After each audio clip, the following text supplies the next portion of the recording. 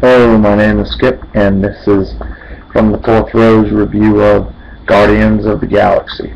Now, Guardians of the Galaxy, as you may know, is based on the Marvel comic book series of the same name. The movie starts out with a little boy. He gets kidnapped by these space pirates, and on him he has his Walkman full of 1970s music. Well, fast forward to the modern day, and he is trying to steal an orb from I guess a planet that's got it locked up. It's got safety measures in place to try to hide it. Well, unbeknownst to him, he's got people that the orb had people that were following him, and Korath of the Kree Empire, played by Djimon Hounsou, ends up finding him, so he has to try to fight off Djimon Hounsou. Well, he ends up getting away, and he ends up going to Xandar now because he has a buyer on Xandar for the orb. Well, little does he know there's some other people involved in this, and you have he has a bounty on his head, so some guys are going to try to get the bounty from him, and those guys are Rocket and Groot, voiced by Bradley Cooper and Vin Diesel, because they want the money. And we also have Gamora. Now, she's the daughter of Thanos, but she's working for Ronan the Accuser. Now, Gamora is played by Zoe Saldana, and Ronan the Accuser is played by Lee Pace.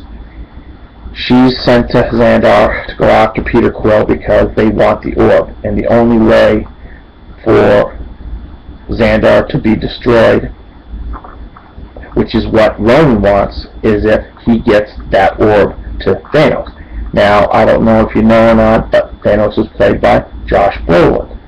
Now, we also have the Nova Corps, and we have Nova Prime, played by Glenn Close, and she's the leader of the Nova military service, and we have one of the Nova officers played by John C. Reilly, and these guys are tasked with trying to capture all of these kinds of thugs and mercenaries and assassins, if you will. And so they end up getting in prison, and of course they meet up with Drax, played by Dave Bautista. Now they team up to try to get out of prison and then try to go cash in the money for the orb. Well, there's some other people out there who are looking for him. Needless to say that Star-Lord, played by Chris Pratt, otherwise known as Peter Quill, he was working for Yondu, and he was supposed to find the orb for Yondu, so Yondu could collect the bounty on the orb, because he wanted a bunch of money. Now, Yondu is played by Michael Rooker, who's been in a few James Gunn movies, and we know him from The Walking Dead and JFK. So we have all these guys, and they're all trying to get this orb. What is the orb? Finally, Ronan gets the orb, and we find out that it's one of the Infinity Gems. Now, from previous Marvel movies, we know the Ether and the Tesseract are considered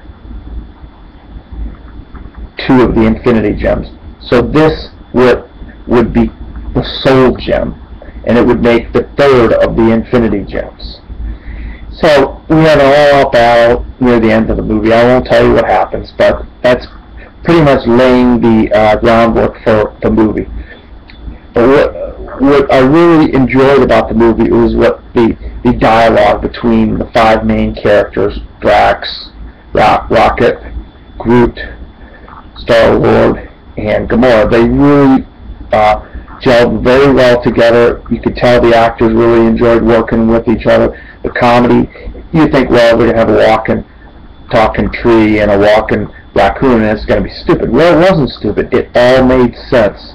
And they really do a good job of taking the comic books and doing a service to them, whether it be the villains.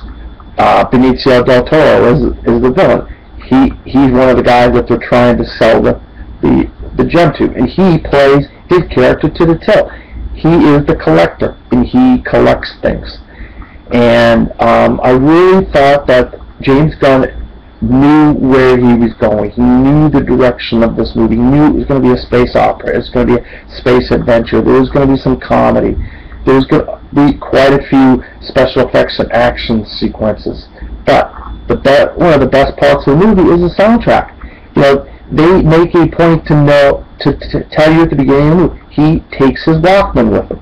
And that plays a big part of the movie. The songs that are on that Walkman and the plot device that the Walkman and cassette player that he has plays in the overall theme of the movie, along with the orb. You know, that's what would be called a MacGuffin. Roger Ebert, one of my idols, he coined the phrase the MacGuffin, where something that triggers a story and then goes through the length of the story until you have a conclusion. And that's what the orb is with the Soul Gem. But I cannot say enough about what an amazing job the actors do. You know, there's no campiness, even though there's some comedy and there's some joking. It's not forgotten that this is a serious movie that is in the cinematic universe of the Marvel Cinematic Universe. And I think, as far as I'm concerned, it's the best one. We've got Captain America 2 this year, and that was really good. And Avengers was the benchmark until this year. I think Avengers has been surpassed by Guardians of the Galaxy and Captain America 2, The Winter Soldier. These are great movies. And I'm going to give it a big see it, and I hope you all go out and see it sooner than later. And this movie makes a lot of money. It is a fantastic movie. In the vein of like a Star Wars or an Empire Strikes Back or the Wrath of Khan kind of thing, or Star Trek 6. Those are the kind of sparse-scaping space movies. Well, that's what this is, wrapped in a comic book storyline, and I absolutely loved it. This is Skip, and this has been my review of Guardians of the Galaxy.